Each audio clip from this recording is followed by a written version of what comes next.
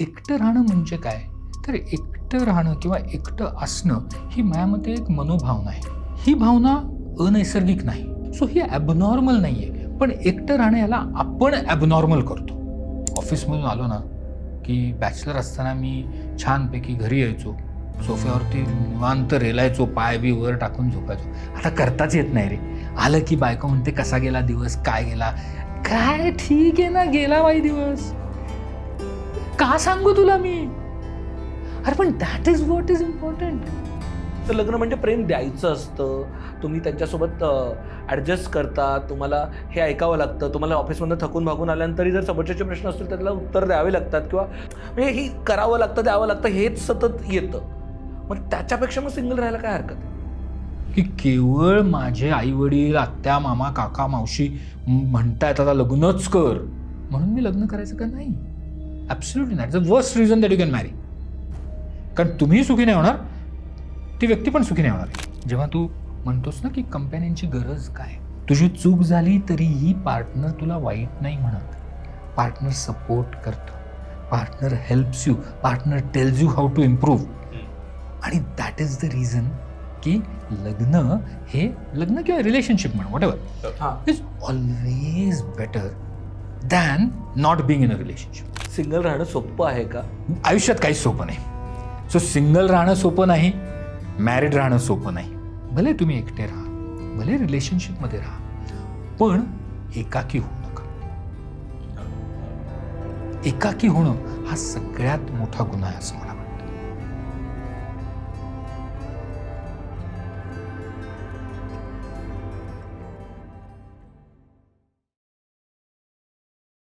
Hello hi hello नमस्कार. तुमच्या सगळ्यांचं मनापासून खूप खूप स्वागत आहे द मुक्तमुख शो म्हणजे स्टार्टच्या या नव्या कोऱ्या एपिसोडमध्ये. आणि आजचा विषय थोडासा वेगळा आहे. आजचा विषय असा आहे की ज्याच्याबद्दल आपण प्रत्येकाने आपल्या ॲडल्ट लाईफमध्ये एकदा तरी विचार केलेला असतं की मी राहू शकतो ना सिंगल, त्याला काय लागतं, सिंगल राहायला काय लागतं, किंवा आजूबाजूला आपण ऐकतो बोलतो की काय गरज आहे ह्याच्यात पडण्याची, या आगीतून उठून फोपाट्यात जाण्याची काही गरज आहे का? याच्याबद्दल सतत आपण ऐकत असतो, इंस्टाग्रामवरती रील्स बघत असतो, सतत सल्ले देत असतात, इंस्टाग्रामवरती रील्समध्ये जोक करत असतात असं असं करून वगैरे.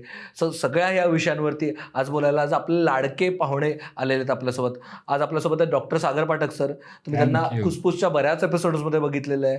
सर मॅरेज काउन्सिलर आहेत, सर सिनियर गायनेकॉलॉजिस्ट आहेत, आणि सगळ्यात महत्त्वाचं म्हणजे लग्न रिलेशनशिप या विषयावरती सरांचा मजबूत अभ्यास आहे. सो सर तुमचं वेलकम. अरे मोस्ट मोस्ट मोस्ट थँक्यू.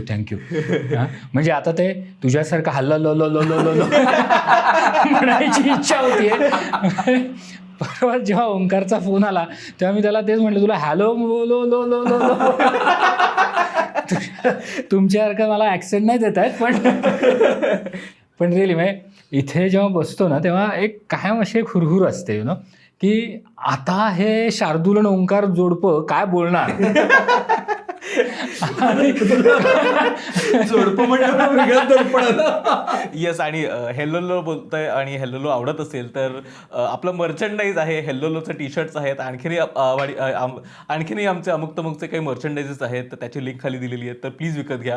आणि हा कॉन्टेंट आवडत असेल तर सबस्क्राईब करायला विसरू नका. तर विषयाकडे यायचं म्हणजे सर सारखं ना असं वाटत राहतं की आजूबाजूला बघितली ना लग्न, म्हणजे आता ह्याचं लग्न झालंय म्हणून, पण माझं अजून व्हायचंय आणि झालेलं नाहीये. तर थांब ना, ही म्हणजे मॅरेजसाठी जाहिरात वगैरे नाही ना? नाही, पिच नाही आहे. तर ते असं एका पॉईंटला वाटतं की नाही हरकत काय एकटं राहणं. म्हणजे एकतर आपल्याकडे आता लग्नाचं वय तसं बरंच पुढे गेलंय. लोक 40-40 पर्यंत सहज आपल्याला एकटे सिंगल राहताना दिसतात. म्हणजे एकटं ज्यावेळेस म्हणतो त्यावेळेस घरात एकटं नाही, सिंगल राहणं, रिलेशनशिप वाईज सिंगल, या अर्थाने आजचा पूर्ण संवाद होणार आहे.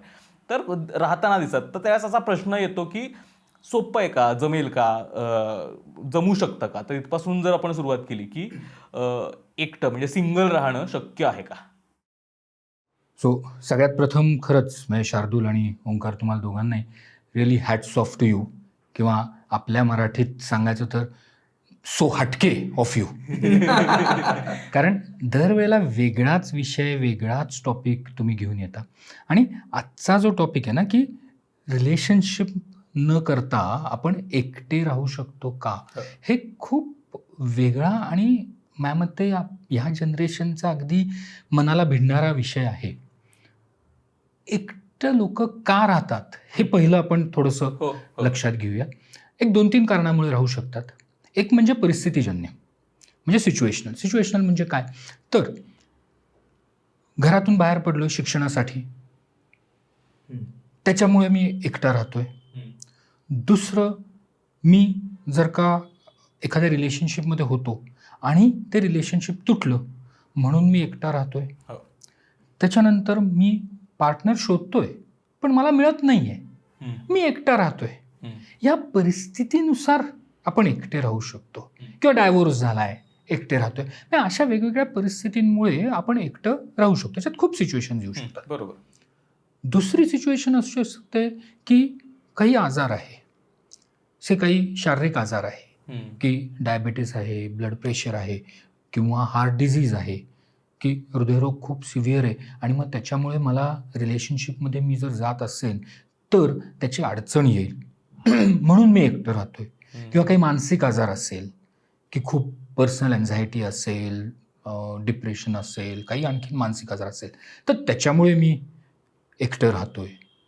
किंवा तिसरं म्हणजे मला राहायचंच आहे एकटं, नाही मला नकोच आहे relationship, By so choice. Bye choice म्हणता येईल आपल्याला, की माझ्या मर्जीने मला एकटं राहायचं. हो. तर अशा वेगवेगळ्या सिच्युएशन्समध्ये आपण एकटं राहायला भाग पडलं जातं. की जसं आता केरळामध्ये एवढं लँडस्लाईड झालं आणि खूप लोक एक्सपायर झाली, तर त्या तिथलच्या बऱ्याच जण आता एकटं राहायला फोर्स्ड आहेत. त्यांची मर्जी नाही आहे पण ते एकटे राहणार आहेत. तर अशा सिच्युएशनल ह्याच्यामध्ये एकटं राहायची वेळ येते. आता या प्रत्येक परिस्थितीमध्ये एकटं राहणं शक्य आहे का, तर एकटं राहणं म्हणजे काय, तर एकटं राहणं किंवा एकटं असणं ही माझ्यामध्ये एक मनोभावना आहे. हा शब्द थोडा वेगळा आहे, मनोभावना. म्हणजे आपल्या मनामध्ये अनेक भावना उमलतात, राग, लोभ सगळं असतात. त्याचपैकी एक एकटं राहणं ही एक भावना आहे. ही भावना अनैसर्गिक नाही. जसं मगाशी शार्दूल म्हणला की बऱ्याच वेळेला मला एकटं राहावंसं वाटतं, वेगवेगळ्या फेजेस ऑफ लाईफमध्ये मला एकटं राहावंसं वाटतं. सो ही ॲबनॉर्मल नाही आहे, पण एकटं राहणं याला आपण ॲबनॉर्मल करतो. की हा माणूस एकटा आहे, याला पार्टनर नाही म्हणजे हे ॲबनॉर्मल आहे, हे बरोबर नाही, हे योग्य नाही, हे समाजमान्य नाही. पण त्याच वेळेला तो एकटा का राहतोय हे जाणून घेणं खूप महत्त्वाचं आहे. हे जाणून न घेता आपण जर का त्याच्यावरती प्रतिक्रिया देत असलो तर ते चुकीचं आहे. त्यामुळे एकटं राहणं शक्य आहे, पण त्या सिच्युएशनमध्ये आपण का आहोत ह्याचं अवलोकन त्या व्यक्तीनेच करणं हे खूप गरजेचं आहे. म्हणजे मी बाय चॉईस एकटा राहतोय का, कुठल्या परिस्थितीमुळे मला एकटं राहायला लागतंय, का मला एकटं राहायला कोणीतरी भाग पाडतंय. ह्या सिच्युएशनचं जेव्हा आपण अवलोकन करतो त्यावेळेला मग एकटं राहायचं का नात्यामध्ये जायचं हा निर्णय मी घेऊ शकतो. सो हा इन्फॉर्म डिसिजन घेणं हेच सगळ्यात महत्त्वाचं आहे आणि इथेच चूक होते. मग कितीतरी आम्ही मुलं मुली बघतो की 22-24 वर्षापासून ते पार्टनर शोधायला सुरुवात करतात, पण मग फोकस करिअरवर येतो, प्रोफेशनवर येतो, हळूहळू हा नंतर निर्णय घेऊ, थोड्या दिवसांनी घेऊ, अजून तरुण आहे म्हणत म्हणत ते जवळजवळ 35-36व्या वर्षीपर्यंत जातात आणि मग त्यांना रिअलाइज होतो, अरे ये तो गलत हो गया, टाईमलाईन बिघडली. आणि मग त्यावेळेला मग ते काय करतात, जो मिळेल त्या पार्टनरबरोबर रिलेशनशिपमध्ये जातात, कारण तो एकटेपणाचा शेवटी कंटाळा यायला लागतो. मग कुठेतरी रिलेशनशिप पाहिजे म्हणतात आणि मग चुकीच्या व्यक्तीबरोबर रिलेशनशिप होतं and then they regret. So एकटं राहताना आपण का राहतोय, आपल्याला एकटं राहण्याने आपल्याला काही फायदा आहे का, फायदा नसेल तर तोटे आहेत का, ह्या सगळ्याचा विचार करून मग आपल्याला हे करायला पाहिजे. कारण मनुष्य प्राणी जो आहे ना हा एक सामाजिक प्राणी आहे. तो कधीच एकटा राहून आनंदी होऊ शकत नाही, त्याला कायम लोक लागतात. तो एकटा राहायला एखाद्या घरामध्ये सगळ्यांशी संपर्क तोडून होऊच शकत नाही. थोडा वेळ बरं वाटेल, पण कालांतराने त्या गोष्टीला जी इंटरेस्टिंग होत होती ती बोर व्हायला लागेल. सो त्यामुळे येस, एकटं राहताना हा विचार करणं खूप महत्त्वाचं आहे, रादर दॅन मी एकटा आहे, मी सुखी आहे, माझंच व्हायला पाहिजे, हा विचार करण्यापेक्षा. आपण त्याला एकटं म्हणतो, म्हणजे सिंगल राहण्याबद्दल जे एक ग्लॅमर तयार झालेलं आहे किंवा त्याला एक हे आलेलं आहे ना, की आपण इंस्टाग्रामवरती बघतो की सिंगलच्या विरुद्धार्थ म्हणलं जर काय तर रिलेशनशिपमध्ये येतं किंवा लग्न आलं तर लग्न म्हणलं की लग्नाची बेडी म्हणतो आपण. आणि आता मी मॅरिड पर्सन आहे, माझी बायको बघते, माझे आईवडील बघतात हे, बट लग्न म्हणलं की त्या एक काही रिस्ट्रिक्शन्स आल्या, काही गोष्टीच्या वरती एक बंधनं आली, काही गोष्टींच्या बाबतीत ॲडजस्टमेंट आली, काही गोष्टींच्या बाबतीत तुम्हाला गोष्टी स्वीकाराव्या लागतात, दुसऱ्यानुसार वागावं लागतं, दुसऱ्याला आवडेल असं करावं लागतात. ह्या सगळ्या गोष्टीच फ्रंटला येतात ज्या वेळेला लग्न म्हणतो आपण, किंवा जे पॉप कल्चरमध्ये जर रेफरन्सेस बघितले तर लग्न म्हणजे प्रेम द्यायचं असतं, तुम्ही त्यांच्यासोबत ॲडजस्ट करता, तुम्हाला हे ऐकावं लागतं, तुम्हाला ऑफिसमधून थकून भागून आल्यानंतरही जर समोरच्याचे प्रश्न असतील तर त्याला उत्तर द्यावे लागतात, किंवा तुम्हाला असं वाटतं की त्यांनी म्हणजे ही करावं लागतं, द्यावं लागतं, हेच सतत येतं. मग त्याच्यापेक्षा मग सिंगल राहायला काय हरकत आहे? सी, लग्न ही जी गोष्ट आहे ना, ही कायम मीडियामध्ये पोर्ट्रे केली जाते की निगेटिव्हिटी, की लग्नामध्ये हे काम करायला लागतं, कॉम्प्रोमाइज करायला लागतं, ॲडजस्ट करायला लागतं, राहायला लागतं, दुसऱ्याचं ऐकायला लागतं, माझी इंडिव्हिज्युअलिटी हरवायला लागते. पण माझं मत आहे, आपण लग्न त्याचसाठी करतोय. मी का लग्न करतोय? कारण मला कोणतरी माझा पार्टनर पाहिजे ज्याच्याबरोबर मी माझी इंडिव्हिज्युअलिटी हरवून आम्ही एकरूप होऊ शकू.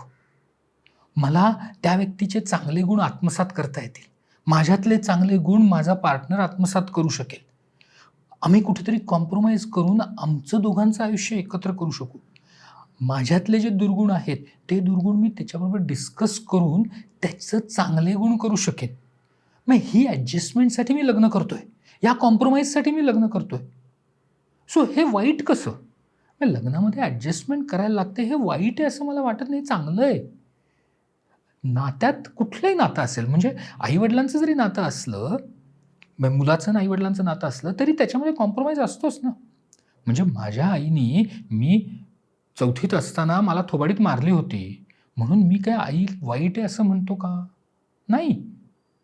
मी 50 वर्ष, 60 वर्ष, 80 वर्ष झालो तरी मी माझी आई चांगलीच म्हणणार. तिने 4थीत मारलं म्हणून ती वाईट होत नाही. तिथं मी कॉम्प्रोमाइज केलंच ना. सो प्रत्येक नातं हे चांगलं करण्यासाठी, ते नातं जपण्यासाठी काही ॲडजस्टमेंट्स करायला लागतात. आणि त्याचे जे पर्क्स आहेत त्या पर्क्सबद्दल आपण कधीच बोलत नाही. म्हणजे जेव्हा माझी पार्टनर माझ्या आवडीचं काही गोष्ट करते तेव्हा जो आनंद मला मिळतो, जे समाधान मला मिळतं, ते कोणीच सांगत नाही, त्यात ग्लॅमर नाही ना. पण माझ्या पार्टनरनी काहीतरी चूक केलं, आमच्यात भांडण झालं, that has glamour, that is highlighted. So नात्यामध्ये ग्लॅमरपेक्षा आपलं एकमेकांचं समाधान काय, आपल्याला एकमेकांमध्ये काय आवडतं, आपल्याला एकमेकांपासून काय शिकता येऊ शकतं, आपण दोघं कसे ग्रो होऊ शकतो, हा आनंद महत्त्वाचा आहे.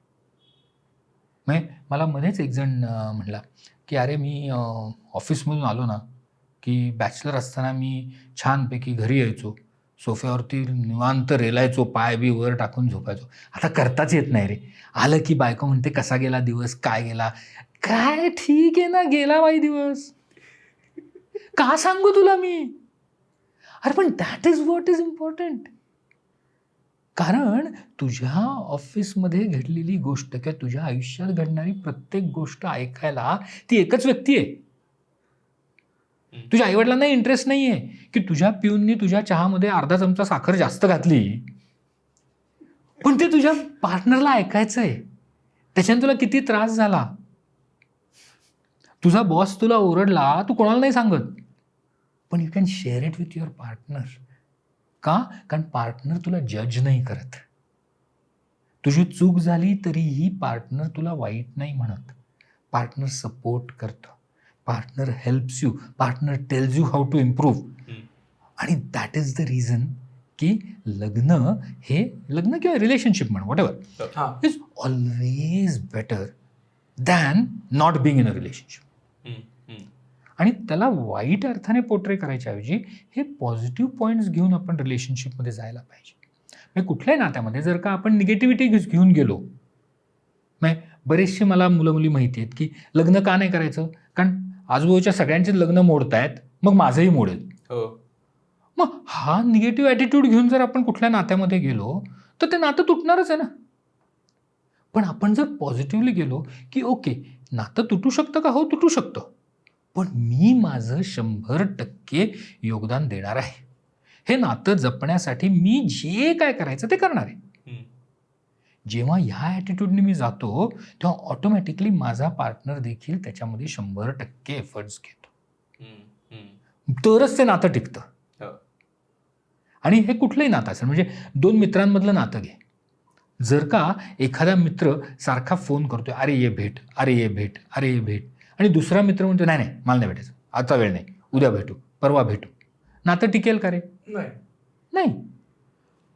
पण त्याच्यामध्ये जो सारखा फोन करतोय तोही कॉम्प्रोमाइज करतोय की सारखा तो त्या मित्राला फोन करतोय, आणि दुसरा मित्र ज्याला नाही जमत आहे तो जर का खरंच सांगतोय, अरे नाही आज काय ऑफिसमध्ये मला उशिरा थांबायला लागतंय, आज काय नाही घरी पाहुणे येणार आहेत, आज काय माझा आताची म्हणजे मानच दुखतीये, तर त्याचा अर्थ तो दुसरा मित्र पण कुठेतरी कॉम्प्रोमाइज करतोय ना, त्याच्या मनाविरुद्ध तो वागतोय. त्याला भेटायचंय पण नाही भेटता येते. दॅट मीन्स दोघंही 100% त्या नात्यात इन्व्हेस्टेड आहेत.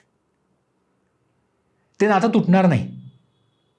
पण जर फक्त मी म्हटलं नाही नाही मला नाही भेटायचं, आता नाही जमणार, उद्या बघू, परवा फोन कर, नाही जमणार. मग भीती कसली वाटते की प्रत्येकाला वाटतं मी माझ्या नात्यामध्ये 100% देतोय पण समोरचा देत नाही, आणि त्या भीतीमुळे मग मी काय करतो, मी पण माझं 100% देत नाही, आणि त्यामुळे मग जेव्हा ते नातं तुटतं तेव्हा मलाच त्रास होतो. ह्या भीतीने मी माझं 100% देत नाही.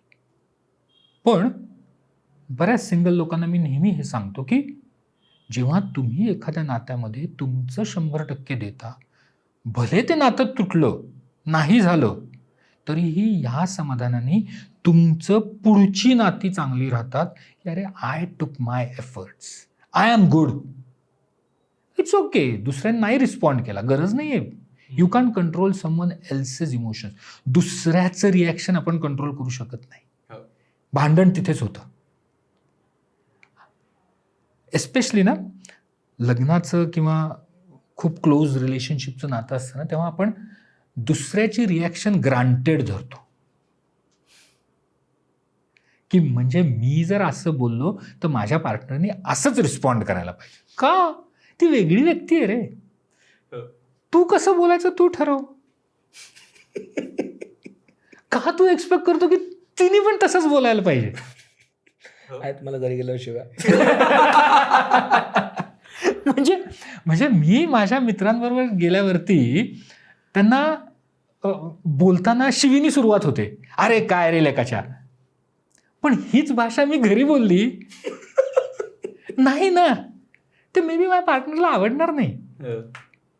सो प्रत्येक नात्यामध्ये आपण कुठेतरी ॲडजस्ट करायला लागतं, आणि ती ॲडजस्टमेंट चांगली असते, ती एन्जॉयबल असते. So enjoy that thing, don't fear adjustment. मला हे मुद्दा खूप महत्त्वाचा वाटतं, कारण हे बऱ्याचदा होतं की ते फिअर ऑफ अबॅन्डनमेंट असतं की मला त्या नात्यात पडायचंच नाही आहे, कारण मला ही भीती आहे की उद्या हे जर हे वर्कआउट नाही झालं तर माझं काय होईल. कारण आपल्याकडे आपण रिलेशनशिपमध्ये पडणं किंवा लग्नात पडणं म्हणजे सर्वस्व देण्यासारखं समजतो, 100% देण्यासारखं आपण त्याला कन्सिडर करतो. तर जर मी 100% कुणाला तरी देणार आहे आणि माझ्यासोबत मी इतका इन्व्हेस्टेड असणार आहे कुठल्या तरी नात्यामध्ये, आणि जर ते वर्कआउट नाही झालं तर काय, तर म्हणून खूप लोक कचरतात त्या नात्यात पडताना. पण एक प्रश्न सर कायम मला पडतो, तो म्हणजे की तुम्हाला कंपॅनियनची गरज काय असते. म्हणजे आत्ता या पॉईंटला मला माझ्या सगळ्या भौतिक गरजा मी पूर्ण करू शकतो आहे, मला माझ्या सपोर्टसाठी, इमोशनल सपोर्टसाठी मित्रमैत्रिणी आहे, कुटुंब आहे, शारीरिक गरजा पूर्ण करता येतात, तर तुम्हाला कंपॅनियन लागतो कशाला? म्हणजे आजचा जर तो विषय आहे तर तुम्हाला कंपॅनियन लागतो कशाला in the first place? Exactly. एक तुला मला आज प्रश्न आहे, तू सारखे सारखे विचारतो, मी तुला विचार की आपण जगतो कशाला रे? मी खूप असा फिलॉसॉफिकल क्वेश्चन आहे, पण का जगतो आपण? आपण जगतो कारण पैसे कमवायला जगत नाही, आपण नोकरी करायला जगत नाही, आपण हे पॉडकास्ट करायला जगत नाही. आपण जगतो का? कारण आज मला तुझ्याशी गप्पा मारताना जो आनंद मिळतोय ना, त्या आनंदासाठी जगतो, त्या सॅटिस्फॅक्शनसाठी जगतो. That is the basic principle की आपण का जगतो. अदरवाईज जगण्यात मजाच नाही आहे ना, सारखंच त्रास आहे. कुठे कुठल्या गोष्टीमध्ये आनंद आहे? नाही. आनंद कशात आहे की जेव्हा मी कोणाशी बरोबर इंटरॅक्ट करतो, कोणाशी तरी बोलतो, कोणाबरोबर तरी शेअर करतो, कोणाबरोबर तरी माझे सुख दुःख आनंद अपमान सगळं शेअर करू शकतो.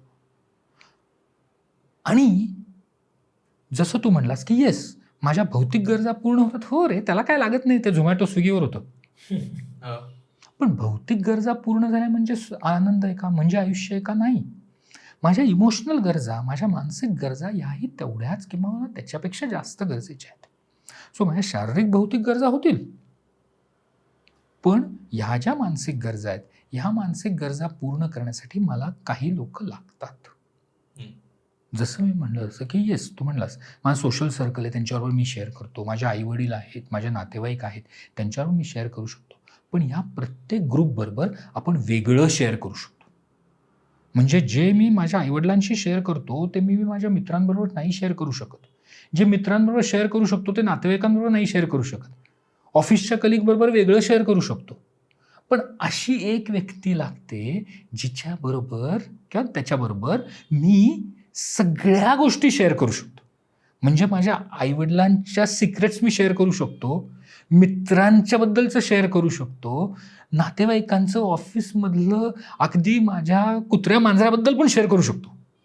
म्हणजे ज्या व्यक्तीसमोर तुम्ही इमोशनली नागडे होऊ शकता. अगदी बरोबर, अगदी बरोबर. आणि हे नागडं होताना ती व्यक्ती तुम्हाला जज नाही करणार आहे, लाज नाही वाटत.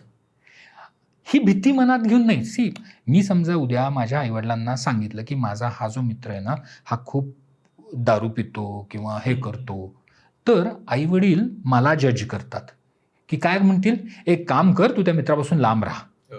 So what did they do? They जज me for making friends with him. मी त्याचा मित्र झालो, ही माझी चूक झाली असं आईवडिलांनी जज केलं. बायको काय म्हणेल, ओके तो दारू पितो, ठीक आहे, तुला तो आवडतो, तू जा, पण तू दारू पिऊ नको. शी डिडंट जज you for being friends with that person. Sir, पण हे कंपल्सरी नाही ना की ती व्यक्ती जज नाही करणार. म्हणजे आपण हे एक्सपेक्ट करतोय की our partner will be non judgemental. कारण आत्ताचे जे मेजर प्रॉब्लेम्स दिसत आहेत किंवा बोलले जात आहेत की तुमची पार्टनर्स तुम्हाला जज करतील. सो जो पार्टनर तुम्हाला जज करतोय that is not a good relationship. पण पार्टनरनी जज करायला पाहिजे का? हो. पण ते जज करताना तुम्हाला त्याच्यातून सोल्युशन्स पण द्यायला पाहिजेत. जज करणार का? हो, बायस्ड असणारच आहे तुमचा पार्टनर, पण ते जज करताना तुम्हाला वाईट म्हणून जज नाही करायला पाहिजे. तुम्हाला त्याच्यातून काय चांगलं करता येईल, तुम्हाला कसं चांगलं होता येईल ह्याचे सोल्युशन्स देऊ शकणार आहे. आणि प्रत्येक गोष्टीबद्दल. म्हणजे तुमचं तुमच्या आईवडिलांशी पटत नसेल ते तुम्ही जेव्हा तुमच्या पार्टनरला सांगता तेव्हा पार्टनर डझंट जज यू फॉर बिंग बॅड.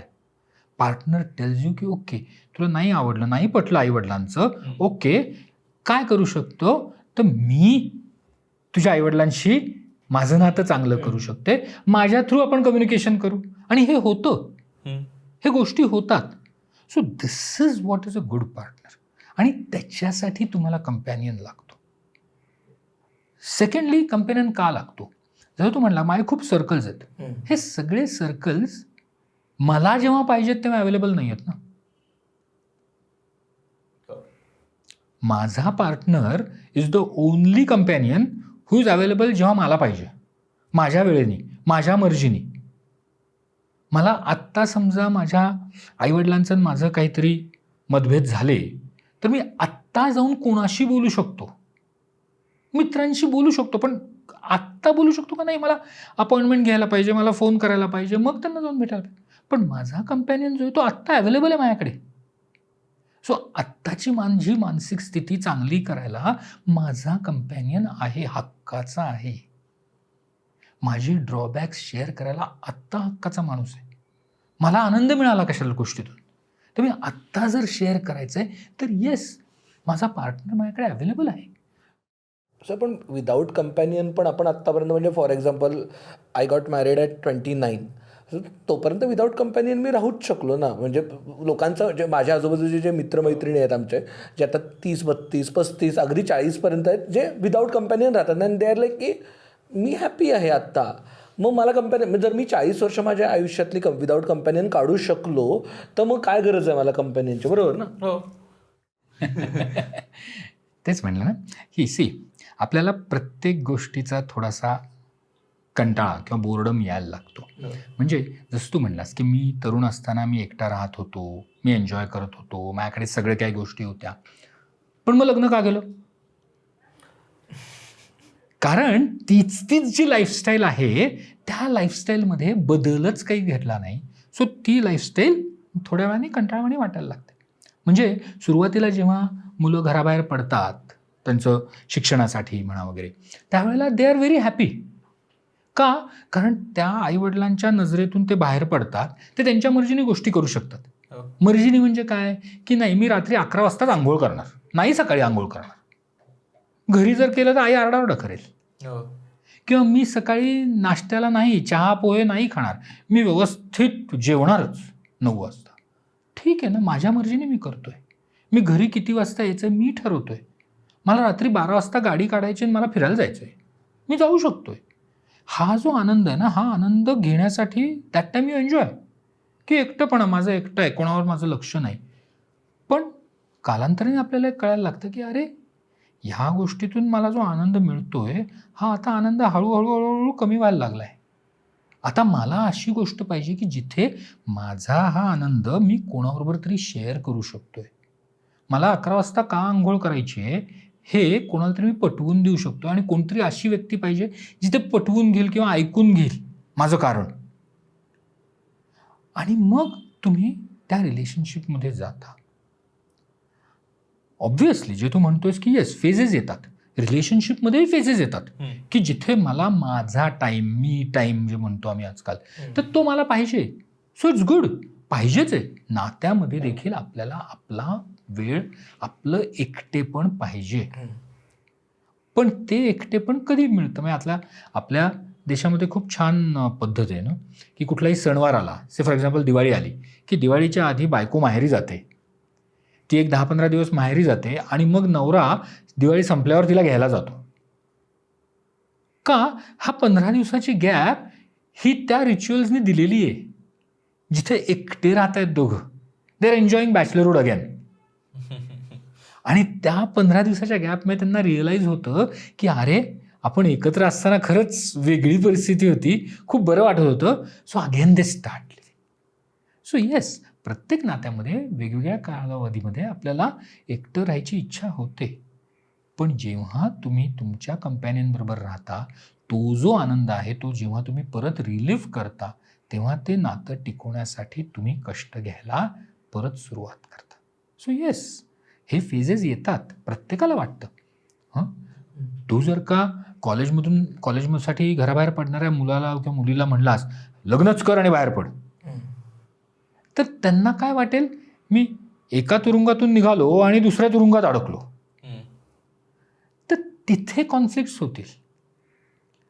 पण त्याला जर का आपण घरातून बाहेर काढलं, त्याला थोडे दिवस एक्सपिरियन्स करून दिला की काय आहे आयुष्य, कसं एकटं राहू शकतात, काय काय जबाबदाऱ्या आहेत, काय काय गोष्टी आहेत की जे आपोआप माझ्याकडे घडत होत्या आणि आता घडवायला लागत आहेत. म्हणजे मला रात्री 12 वाजता जर का बाईकवरून हिंडायला जायचं आहे तर माझ्या बाईकमध्ये पेट्रोल आहे का हे मला आधी बघायला लागतं ना.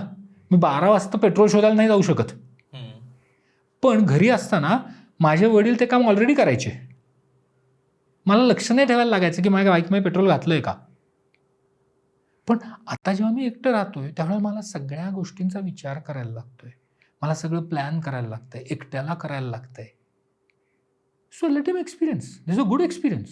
मी म्हणतच नाही एकटं राहणं वाईट आहे, पण कालांतराने ते एकटं जसं जसं आपण राहायला लागतो, आपण ॲडजस्ट व्हायला लागतो, तसतसं आपल्याला लक्षात यायला लागतं की अरे ह्याच्यापेक्षाही जास्त आपल्याला काहीतरी मिळू शकतं, ह्याच्यापेक्षाही जास्त आपल्याला कोणाबरोबर तरी शेअर करता येऊ शकतं, याहीपेक्षा वेगळं आयुष्य आपल्याला चांगलं जगता येऊ शकतं जिथं आपली काळजी घ्यायला व्यक्ती असू शकते.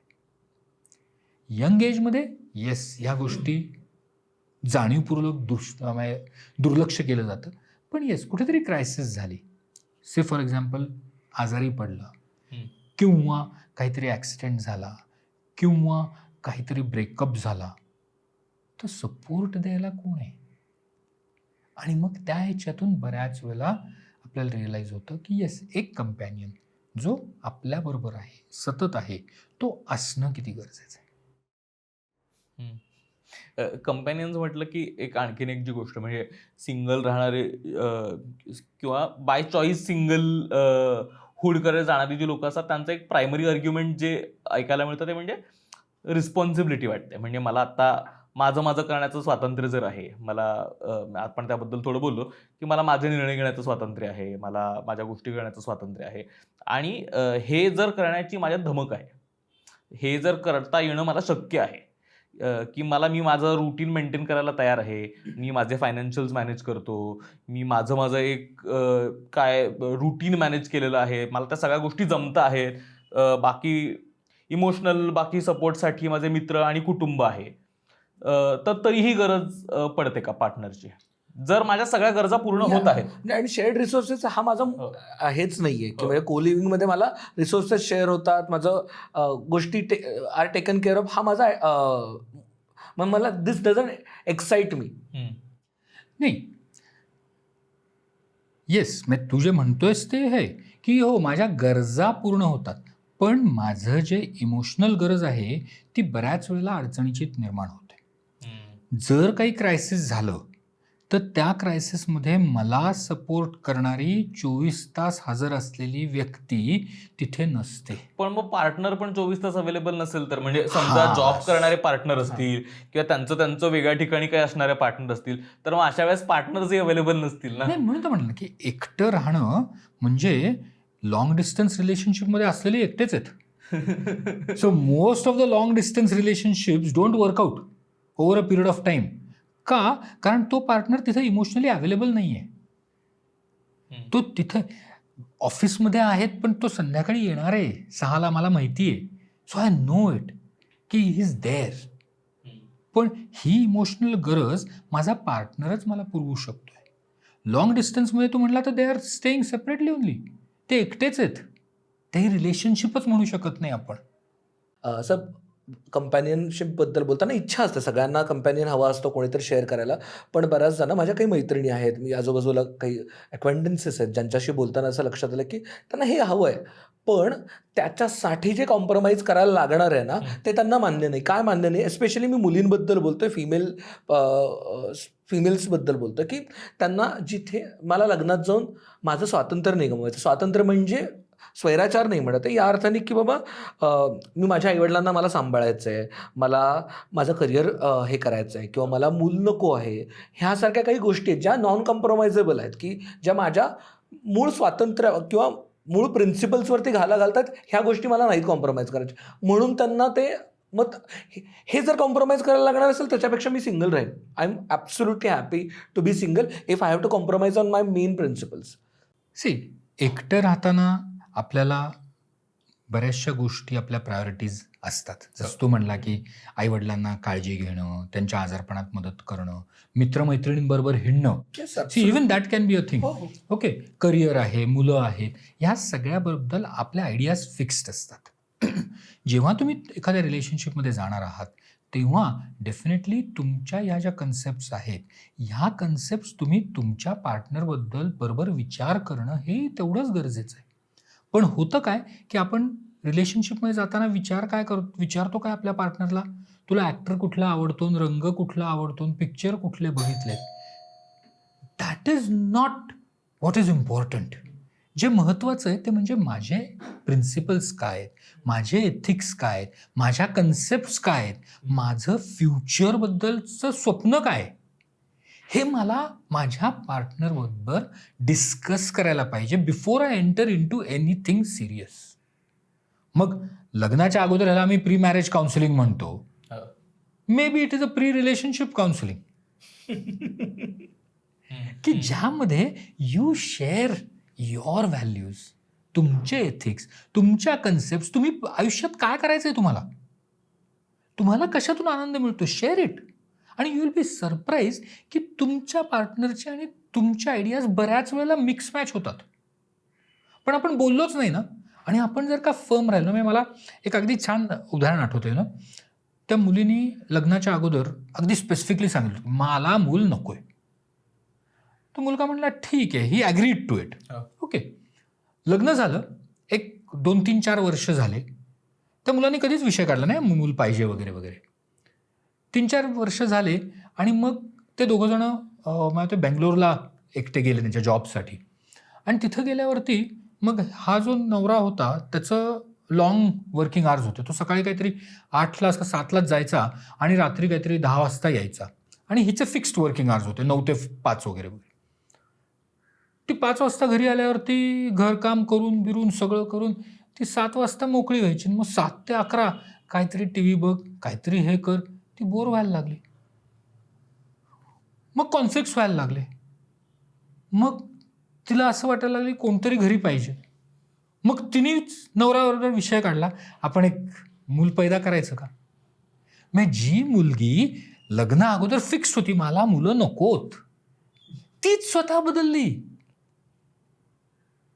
सो आपल्या कन्सेप्ट, आपल्या आयडियाज ज्या आहेत ना, ह्या कालानुरूप बदलतात. त्याच्यात त्या मुलीची चूक आहे असं मी म्हणत नाहीये. येस, शी रिअलाइज इट, पण ते रिअलाइज व्हायला वेळ तर द्यायला पाहिजे. सो त्या तिथे तुम्ही जेव्हा रिलेशनशिपमध्ये जाताय तेव्हा तुमच्या आयडियाज, तुमच्या कन्सेप्ट त्यावेळच्या ज्या आहेत त्याच्याशी मॅच होणारा पार्टनर तुम्ही निवडणं हे अगदी बरोबर आहे. पण जर तुमच्या ह्या एथिक्स, व्हॅल्यूज आणि तुमच्या कन्सेप्ट जर बदलल्या तर लाजू नका तुमच्या पार्टनरला परत सांगायला. आपण लाजतो आणि त्याच जुन्या गोष्टी करत राहतो. डोंट. कारण मनुष्य प्राणी हा बदलत राहतो रे, परिस्थितीनुसार बदलतो. ॲब्सोल्युटली. सो पण बऱ्याचदा काय होतं माहिती का, असं हे झालं की इन गुड केस सिनारिओ की जिथे मला माझ्या प्रिन्सिपल्सना मॅच होणारा बोलल्यानंतर मिळतोय पार्टनर. पण आत्ता खूप जणांचं असं होतं की म्हणजे आत्ता सर्रास वाक्य आहेत, चांगली मुलं मिळत नाहीत, चांगले मुली मिळत नाहीत, जे चांगले आहेत त्यांची लग्न झाली आहेत, ते काही ना काहीतरी आहे आमचा एक चांगला.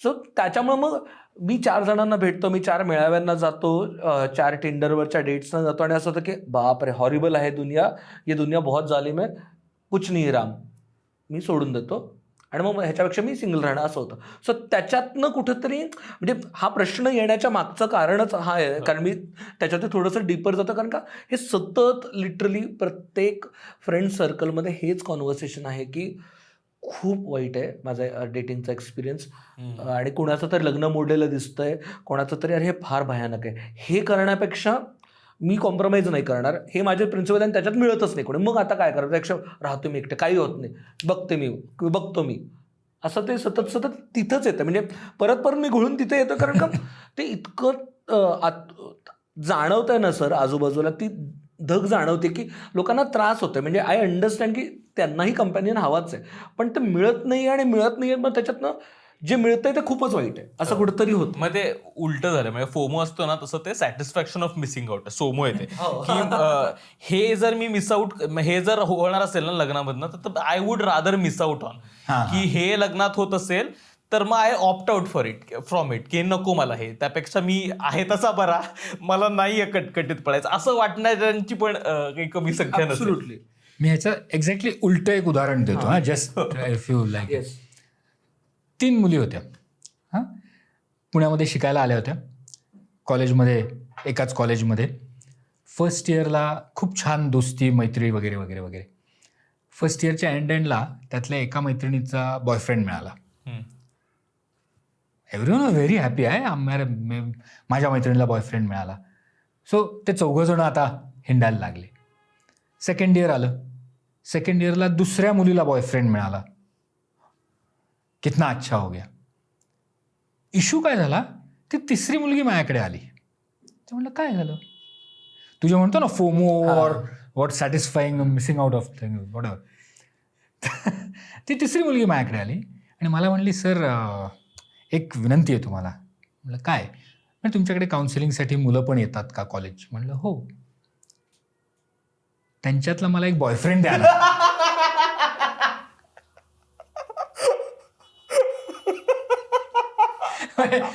तुझ्या माध्यमातून एक सांगतो, मी काही मॅरेज ब्युरो चालवत नाहीये, कारण आत्ताच मी ओंकारला पब्लिसाइज केलं. माझ्याकडे मुलगी आली तर मी पाठवून देईन तुझ्याकडे.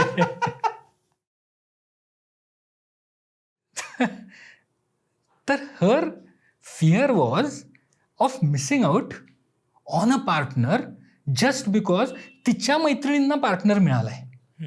आणि मग तिने काय केलं होतं की त्यांना पार्टनर आहे, मग आम्ही एकत्र कसं हिंडणार ना 5 जण. सो ती आयसोलेट व्हायला लागली, तिला एकटी व्हायला लागली. हां, थर्ड व्हिलिंग.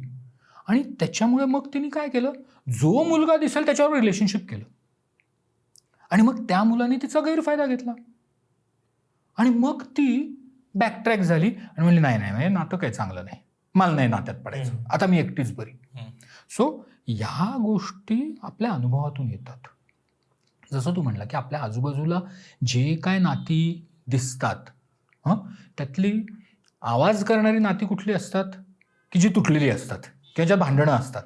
आता माझं माझ्या बायकोबरोबर चांगलं पटतं, ओके, खरंच पटतं, घरी जाऊन शिव्या नाही खायच्या. तर माझं माझ्या बायकोबरोबर पटतं हे सांगण्यात ग्लॅमर काय आहे ना. मी हे सांगितलं तर काय एका वहिनी, पण हेच मी सांगितलं की नाही काल ना माझ्या बायकोबरोबर असं जोरात भांडण झालं, ती काय असलं करते ते करते, मला काय पटत नाही, ह्याचे कांटव करते. आणि हिल से की नाही लग्नामध्ये हेच होतं. मग 2 दिवसांनी मी जेव्हा ह्याला सांगतो की नाही आमचं जमलं रे काय, तो विचारायला येतो ना मला की काय रे आता काय होतं. नाही अरे काय नाही, 2 तास होतं, 2 तासाने आम्ही एकत्र आलो परत मस्तपैकी. काल बाहेर हॉटेलमध्ये जेवायला पण गेलो होतो. तो असं कसं होतं. So empty vessels make lot of noise. So ज्यांच्या नात्यामध्ये अडचणी आहेत ते नेहमीच अडचणच दाखवतात, पण त्या अडचणींवर मात करून जे नातं परत टिकतं, चालू राहतं, ते कोणीच सांगत नाही. मला टेल यू ग्रेट एक्झाम्पल. एक नवरा बायको होते, त्यातल्या त्या नवऱ्याचं अफेअर होतं. त्या बायकोला कळलं. काय होऊ शकतं, right? On an average that is the thing that happens. ती बायको माझ्याकडे आली, ती मला म्हणली की सी माझ्या नवऱ्याचा अफेअर आहे, पण मला तो आवडतो, आय लाईक हिम, त्याला त्याचं अफेअर करून दे, फक्त मी त्यांना तुमच्याकडे घेऊन येते, त्यांना एवढंच सांगा की माझ्याबरोबरचं नातं नका तोडू, मला त्याच्याबरोबर राहायचं आहे. Is it wrong or right? नात्यामध्ये काहीच चूक किंवा बरोबर नाही आहे. हे त्या बाईची कन्सेप्ट आहे. तिच्यासाठी ते चांगलं आहे कारण तिला ते आवडते. ह्याचा जर त्या नवऱ्याने गैरफायदा घेतला आणि आणखीन 4 अफेअर्स केले, that will be wrong on that husband's part.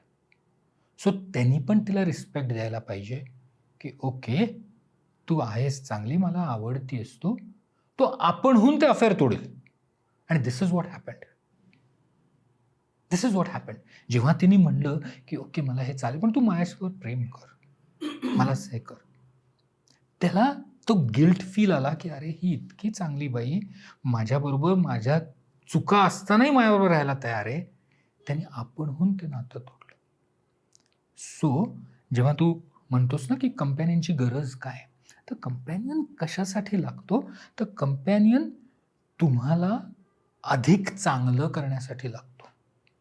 आपल्या सगळ्यांमध्ये चांगले गुण असतात, वाईट गुण असतात, पण आपला कंपॅनियन आपल्यातले चांगले गुण आत्मसात करतो आणि आपले जे वाईट गुण आहेत ते वाईट गुण दूर करून आपल्या कंपॅनियनमधले चांगले गुण आपण आत्मसात करतो.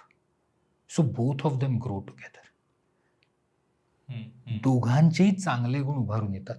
आणि यू वुड हॅव रिअलाइज ना, जेव्हा एखाद्या नात्याला 2 वर्ष, 5 वर्ष, 10 वर्ष होतात, तेव्हा आपण बऱ्याच वेळेला म्हणतो ना जिंक्स, म्हणजे एखाद्या समजा नवऱ्याने काहीतरी बोललं तर बायको म्हणते, हेच माझ्या मनात होतं. का? कारण कालांतराने ते दोघं जण एकमेकांना काय आवडतं, त्यांच्यातले काय पॉझिटिव्हिटीज आहेत, काय केल्याने चांगलं होऊ शकतं हे आपोआप जाणून घेऊ शकतात. आणि this is the beauty of a relationship. हे तुम्ही दुसऱ्याकडे नाही जाणून घेऊ शकत. आणि त्यामुळे नातं नेहमी स्ट्रॉंग होतं. म्हणजे आज मला जर का लॉंग ड्राईव्हला जायची इच्छा झाली तर बऱ्याच वेळेला असं होतं की माझा पार्टनर पण मी म्हणतो, आज ना आपण घराच्यापेक्षा छान गाडीने जाऊ कुठेतरी. So this is what actually makes a relationship good. आणि एकमेकांकडून शिकत शिकत you actually become a mirror image of each other. ह्याच्यातले गुण तिकडे जातात, तिकडचे गुण इकडे येतात, and both of you grow, and that helps. परत त्याच प्रश्नावर येतो की आपण का जगतो, आपण ह्याच्यासाठी जगतो कारण त्याच्याने आनंद मिळतो. आपल्याला जेव्हा पाहिजे असतो तेव्हा पार्टनर आपल्याला पाहिजे ती गोष्ट करतो. बऱ्याच वेळेला हे होतं, त्याला तू टेलिपॅथी म्हण, काय म्हणायचं ते म्हण, पण this is what actually happens when you start a relationship on a very nice platform. मला अजूनही कसं वाटतं की असं काही वय असतं का एखाद्या नात्यात पडण्यासाठीचं? म्हणजे आपल्याकडे बरीच लोक सिंगल राहण्याचं ठरवतात कारण आता वय उलटून गेलं, आता लग्न नाही करायचं. म्हणजे हेही खूप लोकांचं कारण असतं की आता लग्न नाही करायचंय कारण आता वय उलटून गेले, 35 झाली, 40 झाली, हे काय वय आहे का लग्न करण्याचं किंवा नात्यात पडण्याचं, म्हणून रिलेशनशिपमध्ये पडतात. आणि काही लोक, म्हणजे आता तुम्ही म्हटलात की कसं एक पार्टनर एकमेकांना पूरक असतात आणि पार्टनर तुम्हाला बेटर करू शकतो, पण काही वेगळ्या टोकाला जाऊन कसं तुमचं पार्टनरची ड्युटी आहे तुम्हाला फिक्स करण्याची, म्हणूनही त्या नात्यामध्ये टाकले जातात. म्हणजे आमचा मुलगा बरा वागत नाही, बाहेर हुंडारतो, त्याचं लग्न लावून द्या म्हणजे तो वठणीवर येईल. हे वेगळं टोक आहे की त्या बिचाऱ्या मुलीवरती ती जबाबदारी टाकायची की धर बाबा कर याला फिक्स. तर तेही काही करणं हे नाही.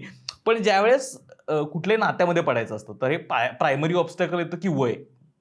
तर वय किती महत्वाचा फॅक्टर आहे कुठल्याही नात्यामध्ये पडताना. आणि कारण हा सोशलीच आपल्याकडे फार डायलेमा आहे ना की आता एक वय निघून गेलं, आता काही लग्नात किंवा कुठल्या नात्यात पडू नको.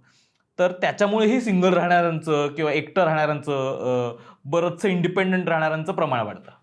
सर वयाचाच हे करतो तर त्याच्यातच एक महत्त्वाचा एक्सटेन्शन येतं की 25व्या वर्षी, 35व्या वर्षी, 40व्या वर्षी एकटं राहणं, सिंगल राहणं फिजिबल आहे, दिसतंय आत्ता मे बी. तसंच ते पुढं फिजिबल आहे का? म्हणजे कोणत्या वयापर्यंत सिंगल राहणं फिजिबल आहे? ओंकारचा पहिला प्रश्न. नाही, सी, नात्यात पडायला कुठलंही वय नाही, ही पहिली गोष्ट. पण आपण नात्यात का पडतोय ह्याला खूप व्हॅल्यू आहे. जसं तू म्हणलास की आई वडिलांनी लग्न का लावलंय तर त्याला फिक्स करायचंय म्हणून, हे कारण नाही ना नात्यात पडायचं. ओके. किंवा बऱ्याच वेळेला मध्येच एक मुलगी होती की तिचे आईवडील तिला घेऊन आले होते माझ्याकडे की ही एका रिलेशनशिपमध्ये आणि तो मुलगा जो आहे तो गुंड आहे, तो खूप वाईट गोष्टी करतोय, हे करतोय, तर तुम्ही तिला परावृत्त करा की त्याशी लग्न करू नको. सो ह्या मुलीची कन्सेप्ट होती की हा जो मुलगा आहे तो गुंड आहे, त्याला गुंडगिरी मी थांबवीन, त्याला चांगल्या मार्गावर आणीन, हे ठीक आहे ना. पण त्या मुलाची मर्जी आहे का? त्या मुलाला गुंडगिरी चांगली वाटते, त्याला दारू प्यायला चांगलं वाटतंय, सो त्याला नाही बदलायचंय. मग हे नातं नाही होऊ शकत. सो हे नातं सक्सेसच नाही होऊ शकणार. सो त्यामुळे आपण जेव्हा नात्यामध्ये उतरतोय तेव्हा आपण का उतरतोय, त्या नात्याचा उपयोग काय आहे, त्याच्याने खरंच आपली ग्रोथ होणार आहे का, हा विचार पहिला करायला पाहिजे. फिक्स करण्यासाठी नातं नाही होऊ शकत, पण नात्यामध्ये पडण्या अगोदर आपण फिक्स एकमेकांना करू शकतो का हा विचार करणं महत्वाचं आहे. वय अलहिदा, ॲब्सोल्युटली कुठल्याही वयात नातं होऊ शकतं. असं नाही आहे की 18व्या वर्षी मला लग्न करता येईल आणि 40व्या वर्षी मला करता येणार नाही. ॲब्सोल्युटली नाही. म्हणजे मला एक खूप छान उदाहरण आहे. एक मुलगी होती, ती साधारणतः हायली एज्युकेटेड, 22 वर्षाची होती, चांगलं एज्युकेशन वगैरे वगैरे, जॉब वगैरे वगैरे होता. तिचं म्हणणं होतं की मला 22व्या वर्षी लग्नच करायचं. She was in the concept of getting married. Okay, तिने खूप वधूवर सूचक मंडळांकडे नाव नोंदवलं, हे नोंदवलं, आईनी वडिलांनी ती शोधाशोध केली. तिला मुलगा पाहिजे होता 24-25 वर्षाचा, विच इज फेअर इनफ, 2-3 वर्षाचा. 24-25 वर्षाची मुलं म्हणली हे आम्हाला नाही आता लग्न करायचं. तिला ॲक्च्युली 3 वर्ष लागली मुलगा मिळायला. कारण प्रत्येकाची कन्सेप्ट वेगळी असते ना. So at every age there will be challenges. 22व्या वर्षी चॅलेंज सांगितलं, 40व्या वर्षी देखील जेव्हा तुम्ही पार्टनर शोधताय त्यावेळेलाही चॅलेंज येणार आहे. पण माझा मुद्दा काय की चॅलेंज येणार आहेत म्हणून थांबायचं नाही आहे. ओके, म्हणजे किती लेट झालं, 40-35-36 नंतर आईवडील दंगा करायला लागतात की आता झालं, आता गलित गात्र होऊन वागायला लागतात सगळेच रिलेटिव्ह. आता काय तुझं लग्न ठरत नाही, आता तुझं काय, तू एखादं डिवोर्सी असेल, विडोवर असेल, काय आता काय तुमचं होत नाही, हे काही व्हायची गरज नाही. का म्हणून व्हायला पाहिजे? का म्हणून व्हायला पाहिजे? नाही होणार. म्हणजे मी तर अशी लग्न बघितली आहेत की जिथे दोघंजणं 60 आणि 65 वर्षाचे आहेत आणि त्यांनी लग्न केलं आहे. कारण काय हे महत्त्वाचं आहे. सो जेव्हा त्यांनी 60-65 वर्षी लग्न केलं, they wanted a companion to be with them. त्यांचं ही कन्सेप्ट नव्हती की मुलं बाळं पैदा करायची आहेत किंवा काही कोणाची काळजी घ्यायची आहे किंवा फॅमिलीची काळजी घ्यायची आहे किंवा त्यांच्या अगोदरच्या मुलांची काळजी घ्यायची. नाही, त्यांना एवढंच पाहिजे की मला माझ्याबरोबर शेअर करायला कोणतरी पाहिजे. सो दे मॅरिड. Valid reason. 25-28 वर्षाचे व्यक्ती एकमेकांची नुसती कंपॅनियनसाठी लग्न करतील, पण त्याचबरोबर त्यांच्या बाकीच्याही अपेक्षा असतील की माझ्या पार्टनरनी मला फायनान्शियली सपोर्ट करावं, इमोशनली सपोर्ट करावं, माझ्या फॅमिलीला सपोर्ट करावं, माझी करिअर ग्रोथ करावी. So reasons are there. So at every stage तुमची कारणं बदलतील. पण गुन्हा कुठे होईल? जर तुम्ही पार्टनर शोधायचं थांबलात तर. कारण एक लक्षात घे, मानव हा एक सामाजिक प्राणी आहे. तो एकटा काही काळ राहू शकतो, पण कधीतरी त्याला त्याच्याच वयाच्या आसपास असलेली व्यक्ती लागते जिच्याबरोबर तो त्याचं सामाजिक सर्कल बांधू शकतो. आणि ती गरज कुठल्याही वयात पूर्ण करता येऊ शकते. So don't stop trying. तुम्ही लग्न करायचं की नाही ही पण वेगळी गोष्ट आहे. म्हणजे मी हे म्हणत नाही की लग्नच करा. It can be a living relationship, it can be a working relationship, it can be a need based relationship. म्हणजे बरेच जण म्हणतात ना, जसं तू म्हणलास की माझ्या भौतिक शारीरिक म्हणूयात आपण गरजा पूर्ण होतात न लग्न करता. ओके, ह्याच्यामधलं एक उदाहरण देतो माझ्याकडे बरं का. एक मुलगा मुलगी होते, कॉलेजमध्ये होते, एकाच वर्गात, छान फ्रेंड्स फर्स्ट इयरपासून. आले ते एंडला, थर्ड इयरला वगैरे. थर्ड इयरला आल्यावरती आता फायनल परीक्षा द्यायची, ग्रॅज्युएट व्हायचं आणि कॉलेज सोडायचं. मुलगा जो होता तो कर्नाटकच्या धारवाड वगैरे त्या जिल्ह्यातला होता आणि मुलगी जी होती ती उत्तराखंड वगैरे त्या भागातली कुठली तरी होती. फायनल परीक्षेच्या आधी दोघं म्हणले, see we have not experienced living together, आपल्याला एकमेकांना आवडतो आपण, सो आपण काय करूयात, let's have a one night stand. Fantastic concept ना.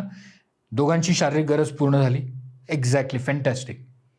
सो अकॉर्डिंगली ते दोघांनी प्लॅन केलं, went to hotel, had a one night stand, छान झालं, परीक्षा दिली आणि घरी गेले. ती गेली उत्तराखंडला, तो गेला कर्नाटकाला. झालं, मध्ये 4-5 वर्ष गेली. 4-5 वर्षांनी त्या मुलाचं लग्न ठरलं दुसऱ्या मुलीबरोबर. आता लग्न ठरल्यावर आपण काय करतो की व्हॉट्सॲपवरती आपल्या कॉलेजच्या ग्रुपला वगैरे इन्व्हिटेशन पाठवतो. ऑब्व्हियसली त्यांनीही पाठवलं.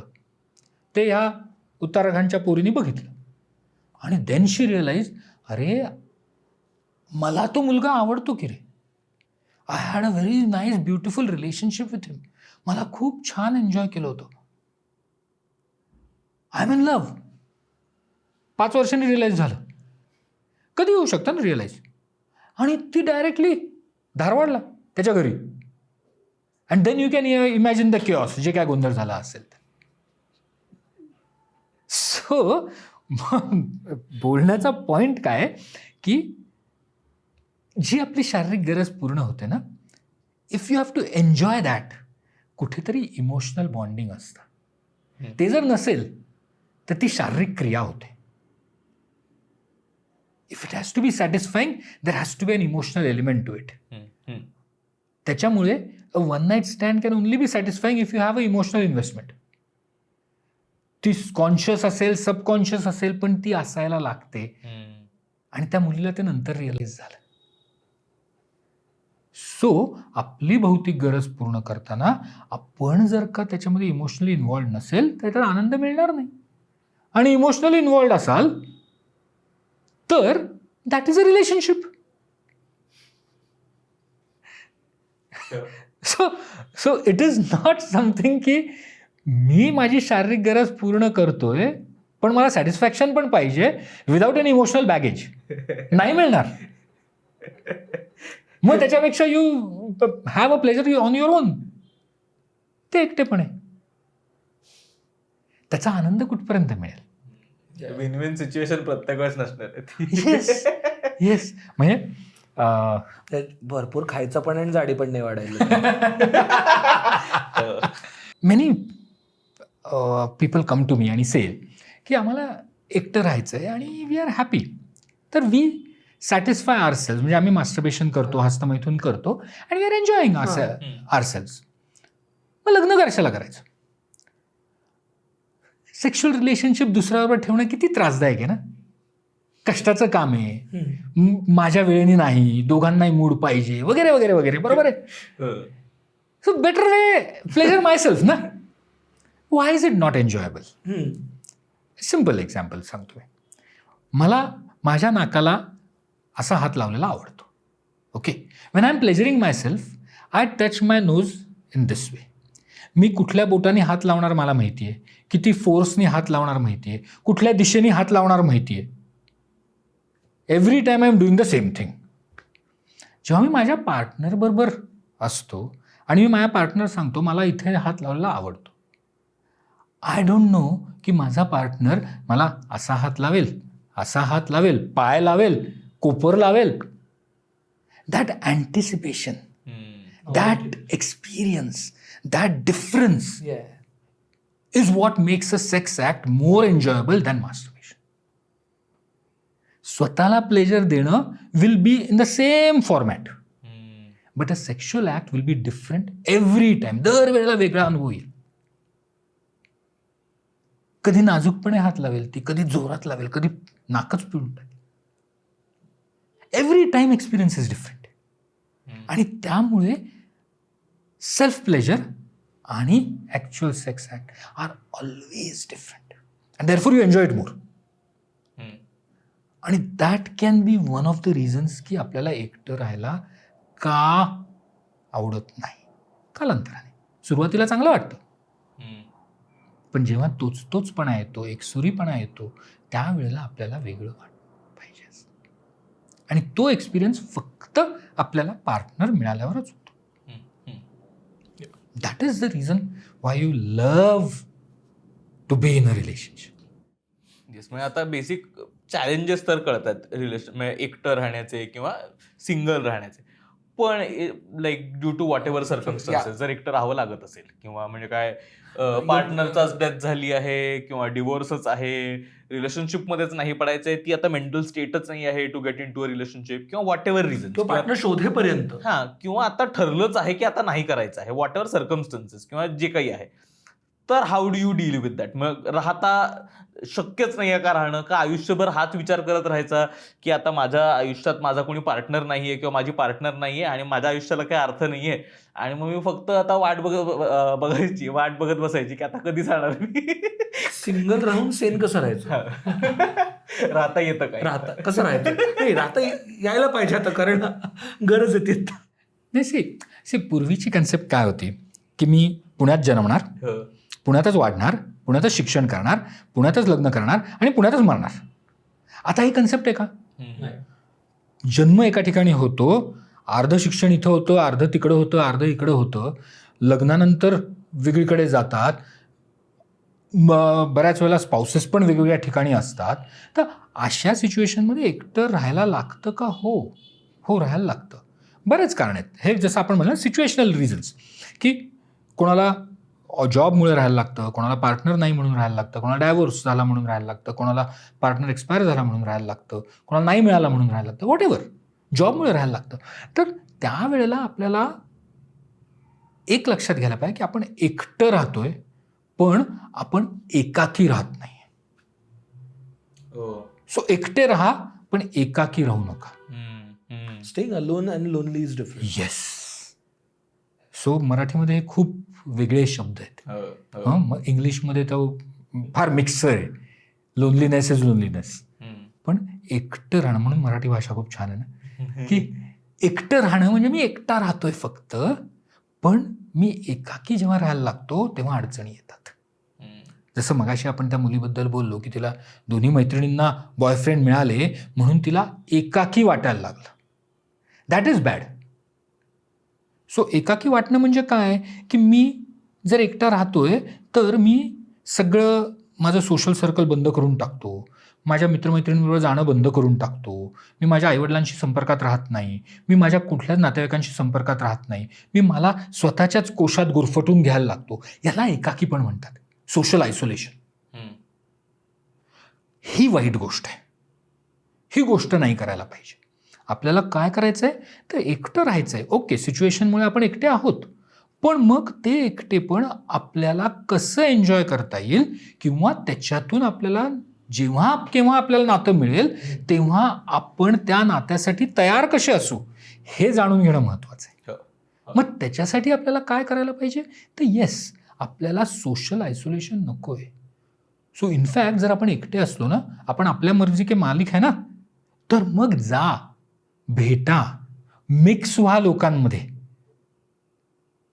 एक छोटं उदाहरण आहे की बऱ्याच वेळेला काय होतं, आपल्याला लग्नाला बोलवलं जातं आणि आपण एकटे असतो म्हणून आपण जात नाही. का? कारण तिथे गेल्यावर मी काय करणार, मी तर फक्त त्या नवरदेवाला ओळखतो, बाकी कोणाला ओळखत नाही, मी आपल्या इथं पुतळ्यासारखा उभा राहणार का, म्हणून जातच नाही. पण जेव्हा आपण जातो आणि त्या नवरदेवाला भेटल्यावरती तो मिठी मारतो, अरे किती छान झालं रे, तुझा आलास, मला खूप आनंद झाला, तुमचं एकटे पण जातं रे. तुम्ही अनोळखी लोकांशी पण बोलायला लागता. सो तुमचं सोशल इंटरॅक्शन बंद करू नका. उलट इनफॅक्ट एकटे असताना तुम्ही अधिकाधिक तुमचं सोशल इंटरॅक्शन वाढवायला पाहिजे, अधिकाधिक लोक मिळवायला पाहिजेत, अधिकाधिक लोकांशी बोलायला पाहिजेत. आणि हे सोशल सर्कल वेगवेगळ्या ठिकाणी तयार करा. ते फक्त तुमच्या ऑफिससाठी किंवा तुमच्या घरासाठी, नातेवाईकांसाठी रिस्ट्रिक्ट नका ठेवू. नवीन मित्र करा, नवीन अक्वेंटन्सेस करा. येस, कारण जेव्हा तुम्ही नवीन नवीन लोकांशी इंटरॅक्ट व्हाल त्यावेळेला तुम्ही तर समृद्ध व्हालच, पण त्याचबरोबर तुम्हाला तुमचा पार्टनर चूज करायला अपॉर्च्युनिटी मिळेल. अदरवाईज काय होतं, 37-38व्या वर्षी एकदम रिअलाईज होतं, आता आपल्याला पार्टनर पाहिजे, मग जो मिळेल त्याशी लग्न करा. मग कॉन्फ्लिक्ट्स होतात, कारण त्यावेळेला तुम्हाला चॉईस नसतो. पण जर तुम्ही तुमच्या सोशल सर्कलमध्ये ॲक्टिव्ह असाल, मग त्या सोशल सर्कल तुम्हाला मदत करतं, तुम्हाला चॉईस मिळतो, तुमच्या मनासारखा पार्टनर मिळतो, तुम्ही तुमच्या पार्टनरच्या मनासारखे असता, देन तुम्ही कुठल्याही वर्षी जरी लग्न झालं तरी फरक पडत नाही. Marry for the right reasons, get into a relationship with the right reasons.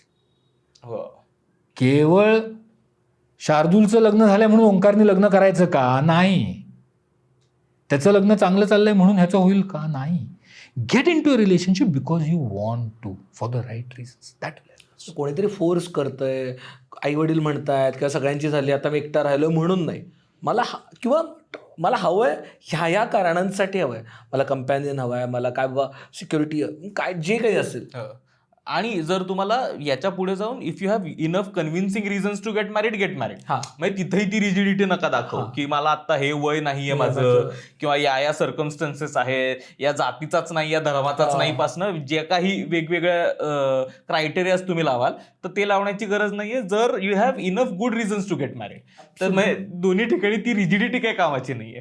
नाही, म्हणजे मॅरेज ब्युरोमध्ये जर का बघितलं ना, तर जेव्हा एखाद्या व्यक्ती नाव नोंदवते तेव्हा 27-28व्या वर्षी त्यांचं जो काय प्रोफाईल असतो तो, आणि नाही 10 वर्ष लग्न झालं तर 37व्या वर्षी काय प्रोफाईल वॉन्टेड असतो त्याच्यामध्ये खूप तफावत असतो. सो ह्या 10 वर्षात असं काय घडलं की तुम्ही तुमचे एथिक्स बदलले, तुमच्या कन्सेप्ट बदलल्या, त्या डायल्यूट केल्या? काहीतरी रिझन द्या ना, स्वतःला द्या, दुसऱ्याला नकोय. म्हणजे मला जर का माझ्या वयाच्या 2-3 वर्ष पुढे मागे असलेली व्यक्ती लग्नासाठी पाहिजे, तर 37व्या वर्षी झाल्यावरती मी काय म्हणतो, माझ्यापेक्षा जास्त 6-7 वर्ष असलेली मुलगी चालेल. का पाहिजे? That is first question that you ask. का चेंज केला मी हा क्रायटेरिया? काहीतरी रिझन आहे का? का रिझन देतोय? का मला मिळत नाही म्हणून देतोय?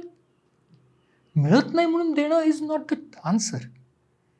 मला जर का 37व्या वर्षी रिअलाईज झालं की I can have a conversation 30-32 वर्षाच्या व्यक्तीबरोबर पण आणि 45 वर्षाच्या व्यक्तीबरोबर पण, मी दोन्हीकडे ॲडजस्ट करू शकतो, म्हणून मला त्या ग्रुपमध्ये चालेल, then it's a valid reason. So आपण आपले काय क्रायटेरिया ठेवतोय, आपले कोर व्हॅल्यूज काय आहेत हे महत्त्वाचं आहे, ना की जात पात किंवा व्हॉट एव्हर XYZ पॅरामीटर. आणि सोशल प्रेशर्स हे एक फार मोठं पगडा असतो की केवळ माझे आई वडील, आत्या, मामा, काका, मावशी म्हणतायत आता लग्नच कर म्हणून मी लग्न करायचं का? नाही, ॲब्सोल्युटली नाही. The worst reason that you can मॅरी. कारण तुम्ही सुखी नाही होणार, ती व्यक्ती पण सुखी नाही होणार आहे. सो सोशल प्रेशर्स कसे हँडल करायचे हा तुमचा प्रॉब्लेम आहे, तुमच्या होणाऱ्या पार्टनरचा नाही आहे.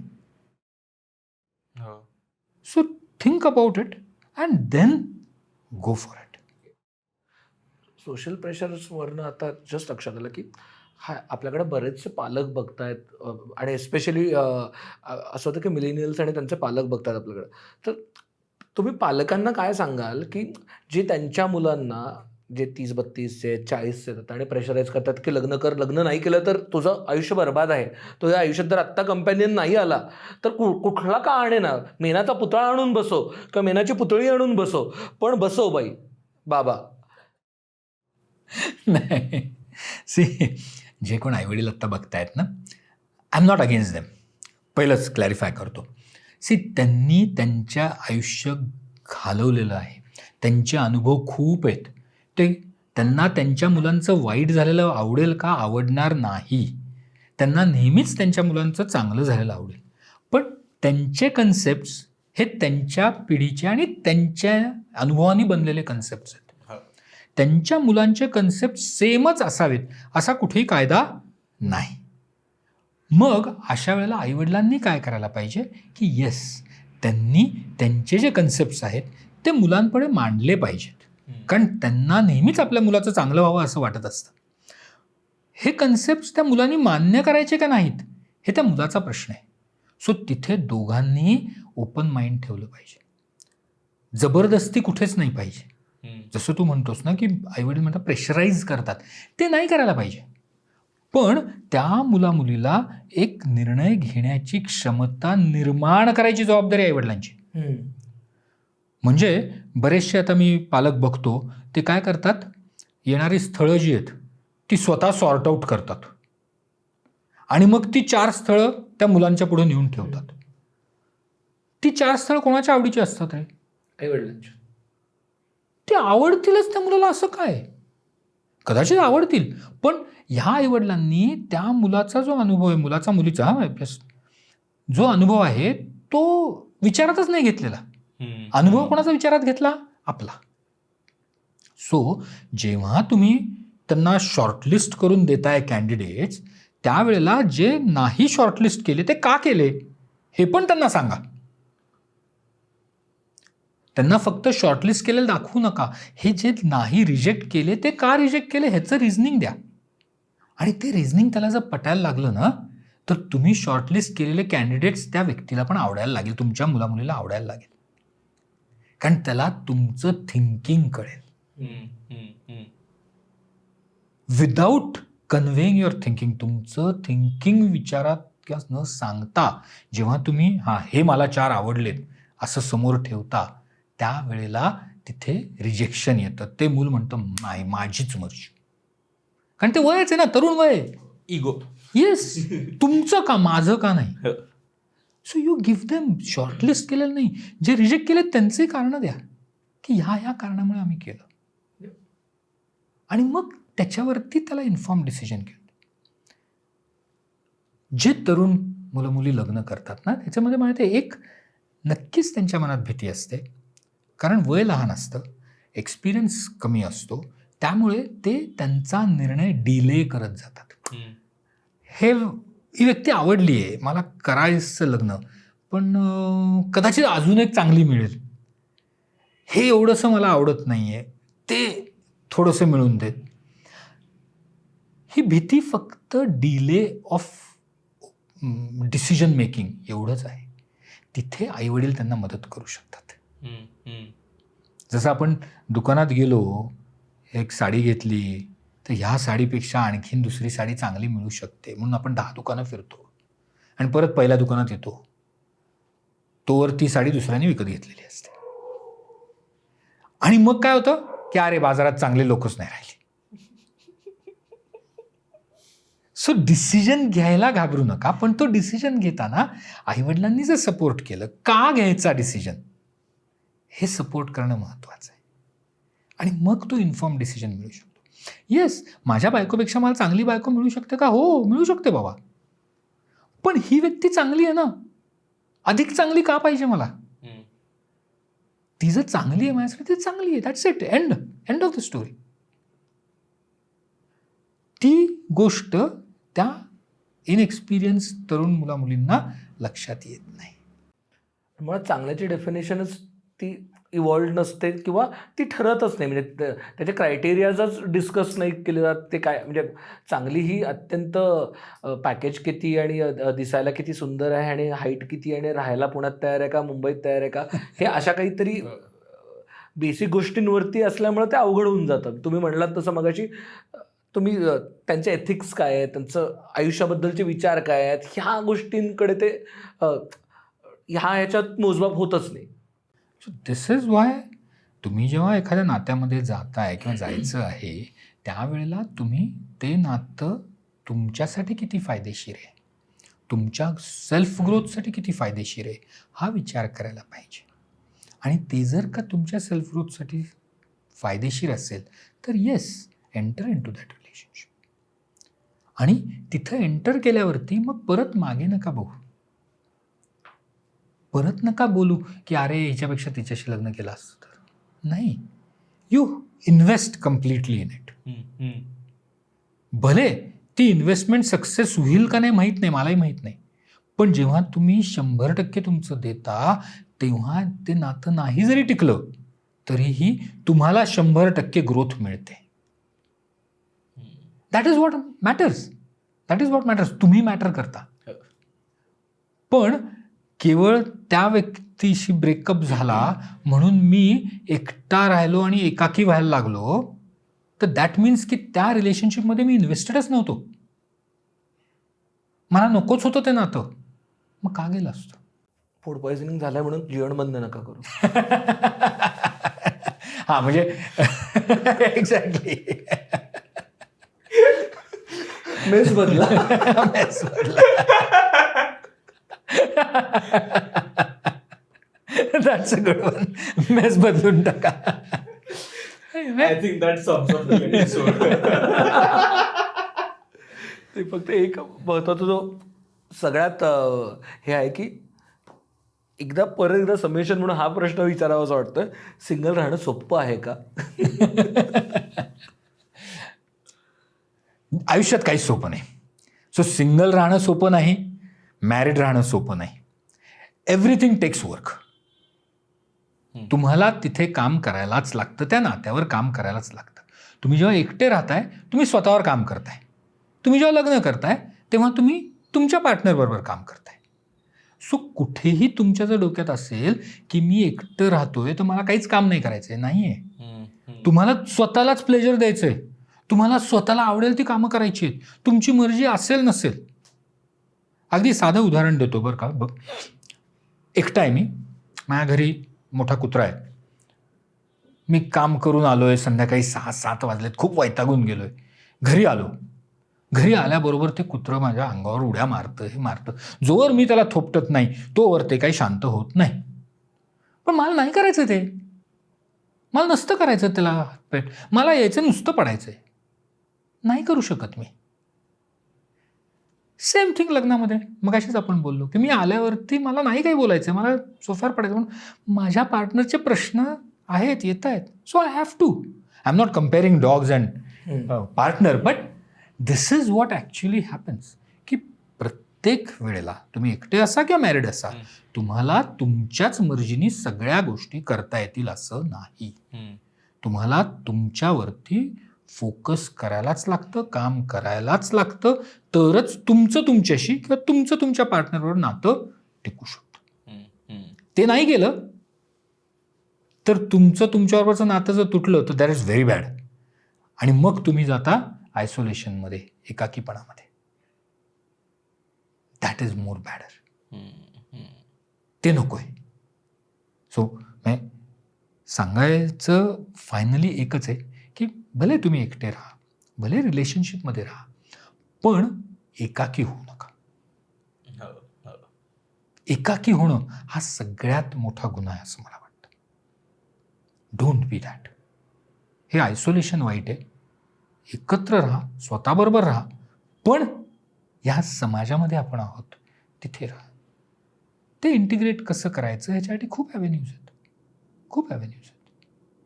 That is what is more important.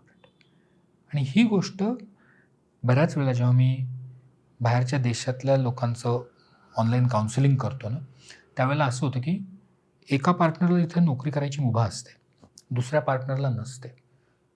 जिथं ते राहतात तिथं प्रचंड बर्फ आणि बाहेर जाणं शक्य नसतं, आणि तो पार्टनर एकटा घरात असतो, आजूबाजूला कोणी बोलायला नसतं, काही नसतं, एकटं मोठं घर. I remember one of my clients, ती म्हणायची मी आज ठरवते की मी ह्या भिंतीबरोबर गप्पा मारणार, उद्या ठरवते ह्या भिंतीबरोबर गप्पा मारणार, कारण नाहीच ना बोलायला. माझा पार्टनर ऑफिसला जातो, तो 12-14 तास ऑफिसवर आहे, बोलू कशाला, बोलू कोणाकडे. दिस इज बॅड. हे नाही व्हायला पाहिजे, हे व्हायला नाही पाहिजे. सो हे आयसोलेशन न होता you have to remain invested in yourself. मग अशा वेळेला येस, तिला बऱ्याच जणांच्या मनात मी तिला काय सोल्युशन दिलं, तर येस, तिला काम नाही करतायत पण तिला स्किलिंग करतायत. शी कॅन स्किल हर सेल्फ. ती काहीतरी ऑनलाईन कोर्सेस करू शकते, काहीतरी प्रोॲक्टिव्ह करू शकते, तिची वर्थ ती प्रूव्ह करू शकते काहीतरी करून. So that is what she have to think. So एकटे राहा, ओके, मॅरिड राहा, ओके, एकाकी होऊ नका. वाव, हा मला खूपच आवडलंय. आपण लग्नात एकट्या रिलेशनशिपपेक्षा वेगळे सिंगल राहा की नाही याबद्दल कॉन्व्हर्सेशन सुरू केलं, पण आपण इथपर्यंत आलोय की एकाकी राहू नका. म्हणजे जरी तुम्ही लग्नात असाल तरी तुम्ही एकाकी एकाकी पडला असाल, दॅट इज मोर हार्मफुल. तर yes, thank you so much sir, तुम्ही आलात आणि हा ओव्हरऑल स्पेक्ट्रम ऑफ सिंगलहुड आपण एक्सप्लोअर केला. अतिशय अवघड टॉपिक होता. हो हो, आणि खूपच असा म्हणजे छान, कुठे चर्चा जाईल हे कळत नव्हतं, पण फारच मजा आली. Thank you so much. तुम्ही नेहमीप्रमाणे छान मजा आली आम्हाला या गप्पा नंतर. तुम्हाला आजचा एपिसोड कसा वाटला? या सगळ्याबद्दल तुम्हाला काही वेगळं वाटतंय का? तुम्हाला आणखीन काही विषय आम्ही आणखीन चघळावे, आणखीन काही तुमची मतं वेगळी असतील असं वाटत असेल तर नक्की कळवा, आपण त्याबद्दल आणखीन चर्चा करू. तुमची सिंगलहुडवरची काय मत आहे, तुम्हाला काय वाटतं? म्हणजे कारण का हे प्रत्येकाचा वेगळा पर्स्पेक्टिव्ह असू शकतो. तुमचे पर्स्पेक्टिव्ह कॉमेंट्समध्ये सांगा, कारण आम्हाला तुमच्या पर्स्पेक्टिव्हमधनंच कळणार आहे की काय काय घडतंय. कारण आमची ह्युमन लायब्ररी आहे तेवढी लिमिटेड आहे, जेवढे हे सोशल सर्कल वाढवण्याचा प्रयत्न आहे आमचा. येस, प्लीज सबस्क्राईब करा हे सगळं जर तुम्हाला आवडत असेल तर, आणि पोचवा लोकांपर्यंत. खाली जर तुम्ही सबस्क्राईब बघितलं त्या शेजारी बेल आयकन पण असतो, तर तेही हिट करा, म्हणजे ज्या ज्या वेळेस मुक्तमुक्तचे व्हिडिओज येतील ते तुम्हाला नोटिफिकेशन्स येतील त्यासाठीच आहे. येस, आणखीन काय? धन्यवाद. लो बसावा.